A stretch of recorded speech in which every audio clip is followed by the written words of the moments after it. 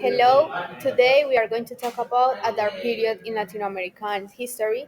It was a coordinated effort by several military governments to support political oppositions through rural means. This operation was well known as Operation Condor, that left a lasting impact on the region, with many people still seeking justice for the crimes committed during this time. So I think we tend to ignore the Latin American history, and this type of history is crucial as it reminds us of the importance of protecting human rights and ensuring that such atrocities are never going to happen and never going to be repeated. Okay, um, so the Operation Condor was a secret military operation that took place in South America during the 1970s and 1980s. It involved a number of countries working together to eliminate political opponents and anyone they consider a threat. The main countries involved were Argentina, Chile, Uruguay, Paraguay, Bolivia, and Brazil. This operation was supported by the United States during the Cold War, as they were worried about the spread of communism in the region. Okay, the context and purpose was that the Operation Condor had the purpose to fight against left-wing movements, and those ideas that were spreading across Latin America. The government in these countries were mostly military dictatorship at the time, and they believed that by cooperating, they could better control and suppress opposition. So how it worked? Okay, the Operation Condor involved sharing intelligence, coordinating arrests, and even carrying out assassination. Political dissidents, activism, and anyone suspected of opposing the government were just targets. The people were often arrested, tortured, and disappeared, meaning that they were taken away and never seen again. Of course, their families were often left without any information about what really happened to their loved ones. Of course, those atrocities uh, brought consequences and impact. The consequences were like thousands of people were killed or disappeared, and of course it created a climate of fear and repression across the continent. Many of the people who suffered during this time were innocent and were just targeted for simply because they were suspected of opposing the ideas of the government. The impacts of these atrocities are seen in recent years. Efforts have been made to bring justice to the victims of Operation Condor. Trials have been held, and some of the military officials responsible for the atrocities have been convicted and sentenced. However, the scars left by this operation are still felt today in many of the countries involved. Now it's time to talk about Argentina. Before the takeover, Argentina was ruled by Isabel Perón, and they had a democratic government. However, this government has a lot of trouble. Among them, we can find confrontation between the military and guerrillas, an economic crisis, and a conflict between the legislative branch and the executive branch because the Congress didn't want to sign or approve some laws proposed by the president. On December on December 18, 1975, the Force revolted and carried out a failed coup attempt.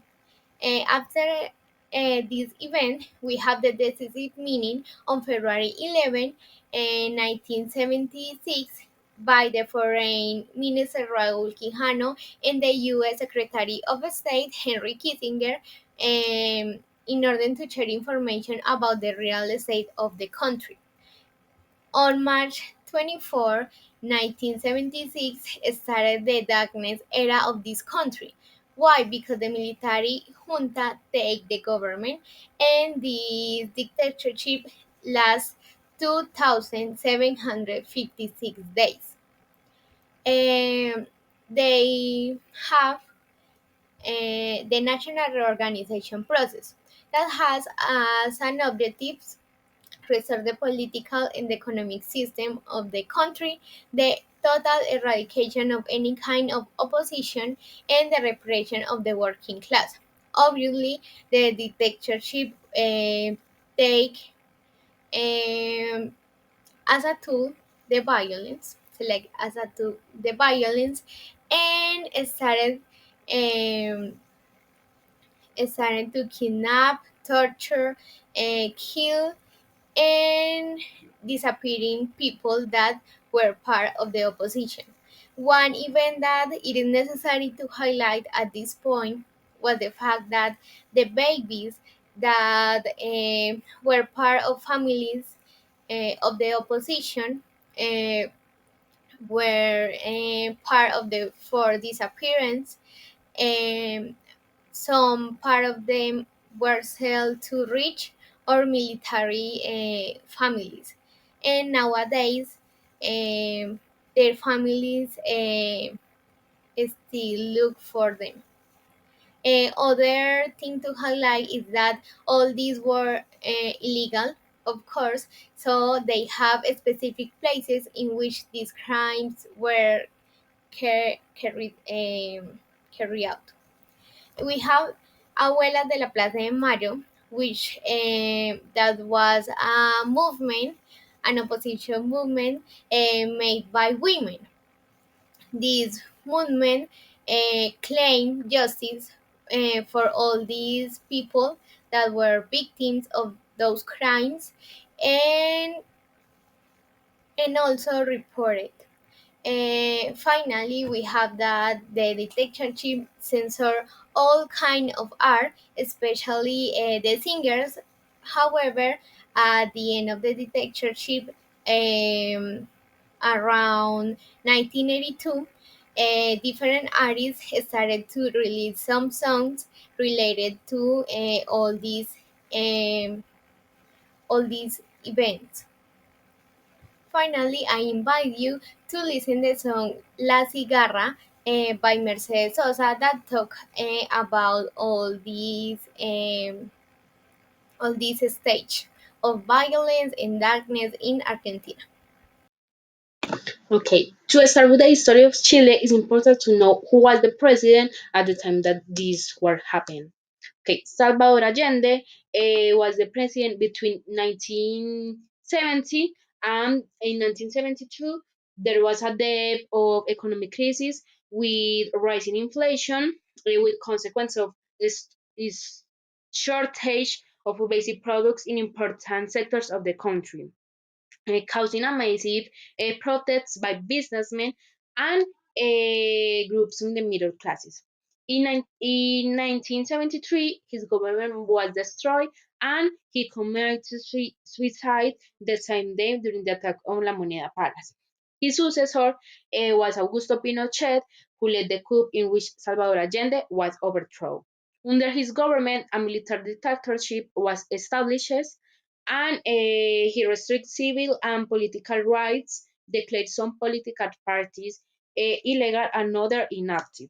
Mm, he created a regiment called Dirección de Inteligencia Nacional, and DINA was the beginning of the torture.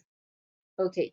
DINA was defined as the Professional Technical Intelligence Agency, whose function was to directly advise the military junta based on the gathering of information and the production of intelligence. DINA had international help from the CIA and foreign intelligence services. Dyna planned and made possible a series of activities outside Chilean territory, including several operations aimed at eliminating opponents of the Pinochet regime. The Dyna began in Chile the systematic and plain practice of disappearance of people, which differs from the previous stage, that is concealment of the body, was related to deaths in torture and in torture sessions and shootings. Okay, the Operation Condor was created in Chile in 1975 when Manuel Contreras, head of the DINA, some intelligence ships from other South America dictatorships to a meeting in Santiago. Argentina, Chile, Bolivia, Paraguay, Uruguay, Brazil, Ecuador, y Peru establishes a plan against that is subversion. At the same time that the concentration camps were emptied and the official policy of exile and relegation began, the DINA was organized and together with it, the centralized clandestine repressive mechanism that would prevail from that moment. Obtaining information through torture, the disappearance of people, and the establishment of clandestine detention centers. During his times, Chilens who were against Pinochet were exiled and tortured. All people with different political ideals were victims, and along with their families and their friends. But today, I will tell you two histories that have more relevance in these times. In 1976, a bomb was planted in a car of the Chilean diplomatic that was Orlando Lettier, and he was a diplomatic and minister in the government of Salvador Allende. An investigation by the USA, the FBI, revealed that the assassination was organized by the DINA. Okay. Other case is that Fuentes is a man that was called Jorge Fuentes Alarcón and is called Trosco. He joins the revolutionary left movement in the year of its foundation.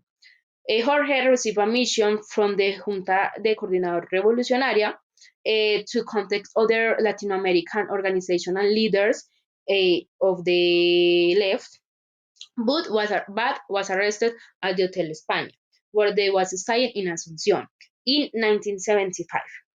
Fuentes Alarcón is taken to a secret Dina compound, Cuatro Alamos, that was a center of torture, and later to the detention, and in the and later he was in the detention and tortured in another center that was called Cuartel Yucatan. Former political prisoners who remain in Villa Grimaldi remember having seen or heard about Jorge Fuentes, who was located in a sector called the patio, chained to a small wooden box or hut in a poor physical conditions. He was seen until January in 1976, and he has been missing since then. Okay, I find a poem by a Chilean writing that is: Cuando crucemos el canal de Panamá, vimos un zapato flotando en la esclusa de Miraflores. Yo no me preguntaba a dónde iríamos una vez en tierra, cuando venciera la visa panameña de una semana. Mi única percepción, saber si era derecho o izquierdo aquel zapato, a qué pie había pertenecido. Although Brazil was not a formal participant in Operation Condor, it played a significant role in regional repression since its military dictatorship. Between 1964 and 1985, shared similar methods and objectives. Brazil, under its military regime, played a significant role in this international alliance aimed at eliminating political opposition and communist influence within the country. Um, the military dictatorship in Brazil began in 1964 with a coup that overthrew President João Goulart, who had adopted policies considered to be leftist. The coup was supported by the United States, obviously, in the context of the Cold War, fearful of the advance of communism in Latin America. The military took power with the promise of restoring order and eliminating corruption, but quickly established an authoritarian regime. During this period, the military government implemented a series of economic and social policies that favored the elite and marginalized the most vulnerable sectors of society. political repression intensified with the creation of the SNI, the National Information Service, and collaboration with other South American dictatorships to persecute political dissidents.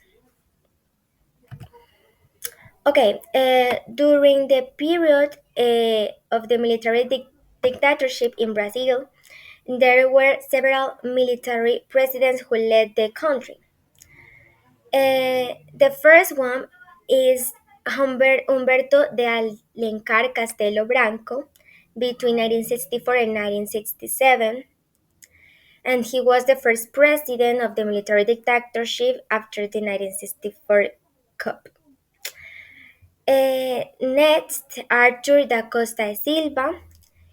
In his mandate was characterized by the intensification of political repression, suspended civil rights, and increased the powers of the regime. Uh, the next one was Emilio Garrastazu Medici. His government is remembered uh, for being one of the most repressive and violent of the dictatorship, with numerous human rights violations. In the first place, we have Ernesto Geisel, and also he maintained the repression. His government began a slow process of political openness known as distension. And finally, the fifth president or military president was João Baptista de Oliveira Figueiredo, and he was the last military president, as I said before. And during his term between 1979 and 1985, uh, the transition to democracy was accelerated, culminating in the election of a civilian president in 1985. Each of these presidents played a role in the implementation and maintenance of the authoritarian regime, contributing to the repressive policies that characterized the Condor Plan in Brazil. Okay, um, Brazil's cooperation Brazil's cooperation involved working closely with other military regimes in South America. The cooperation involved the exchange of intelligence information, the coordination of repressive operations, and the execution of transnational kidnappings of political dissidents. The Brazilian security forces used tactics such as surveillance, kidnapping, torture, enforced disappearance, and the murder of political opponents.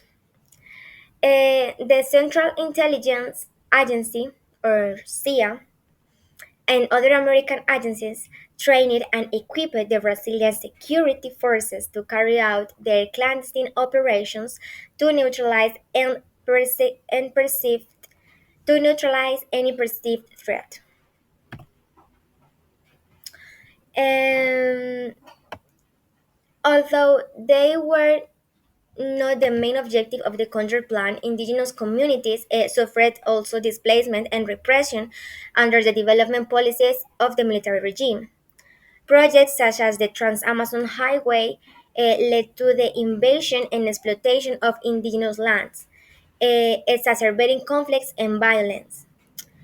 In addition, many indigenous leaders were persecuted, disappeared, or killed for opposing these projects.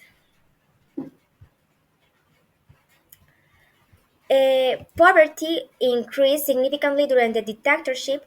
Economic policies focused on industrial development and modernization, but the benefits were not distributed equally.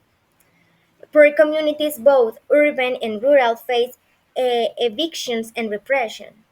Military and police operations often resulted in human rights violations, including torture and disappearance.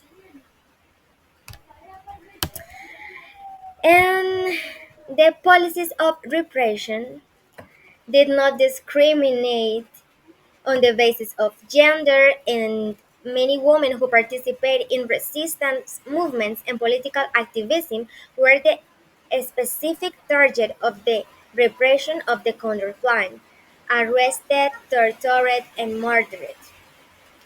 Political prisoners faced sexual torture and rape, and the regime used sexual abuse as a tactic to break the resistance and deter female participation in the political opposition. Now I'm going to talk about the Operation Condor in Uruguay. Certainly during the 1970s and 1980s, Uruguay, like many other countries in South America, experienced a political turmoil. A military dictatorship took control of the country in 1973, led by President Juan María Bordaberry. Under this regime, dissent was harshly suppressed, and the government employed widespread censorship and human rights violations to maintain power. Operation Condor, which was a collaboration among several um, South American dictatorships, including Uruguay's, their purpose was to eliminate political opposition and perceived threats to these authoritarian regimes. The targets of Operation Condor were primarily left-wing activists, intellectuals, students, and union leaders who opposed the military government policies. The United States played a significant role in supporting these dictatorships, viewing them as allies in the broader Cold War struggle against communism. Through the CIA and other agencies, the USA provided training, funding, and intelligence to the security forces of these countries, including Uruguay, thereby enabling them to carry out repressive actions like Operation Condor. Um, the consequences of Operation Condor were devastating, with thousands of people abducted, tortured, and killed for disappear across South America. In Uruguay, this repression left a lasting impact on the society and the families of the victims. Even after the return to democracy in the mid-1980s, the country has grappled with the legacy of Operation Condor, seeking truth, justice, and reconciliation for the atrocities committed during the dark period. Now I'm going to read a poem by Esteban Caro, who was inspired by the Operation Condor. Operación Cóndor. Nos hemos vuelto ciegos. Oh, ya no vemos con ojos de ayer, perforados en el memoria, de quien desapareció errante entre los océanos. Las familias que olvidaron la esperanza, tomando la voluntad por los hombres. Repartidas se encuentran las estrellas, que aún buscan al compañero que iluminaba la noche, con esos minúsculos haces de luz que se colaban por los espacios musgosos. Oh, la justicia que nunca llegará al amante arrebatado de un golpe certero. Deambula impávido creyendo haberlo olvidado, pero se arremete mirando la luna, buscando en ella los besos de la memoria. Thank you so much for your attention, Professor, and hope you're doing well.